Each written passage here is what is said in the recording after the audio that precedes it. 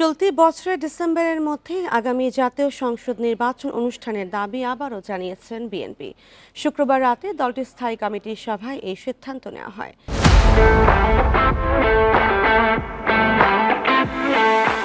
সভায় লন্ডন থেকে ভার্চুয়ালি যুক্ত হন দলের ভারপ্রাপ্ত চেয়ারম্যান তারেক রহমান। পরে জ্যেষ্ঠ যুগ্ম মহাসচিব রুহুল কবির রিজভী এক সংবাদ বিজ্ঞপ্তিতে এসব তথ্য জানান। সভায় বলা হয়, নির্বাচন আয়োজনে অহেতুক দেরি হওয়ায় জনগণ হতাশ ও ক্ষুব্ধ। রমজান, মাধ্যমিক ও উচ্চ মাধ্যমিক পরীক্ষা এবং আবহাওয়া বিবেচনায় ডিসেম্বরের মধ্যেই নির্বাচন হওয়া প্রয়োজন। বিশেষ রাজনৈতিক গোষ্ঠীর প্রভাবে সরকারের নিরপেক্ষতাকেই যেভাবে প্রশ্নবিদ্ধ করছে, ফলে অবাধ ও নিরপেক্ষ নির্বাচনের সম্ভাবনা নিয়ে জনগণ শঙ্কিত হতে পারে বলেও সভায় উল্লেখ করা হয়।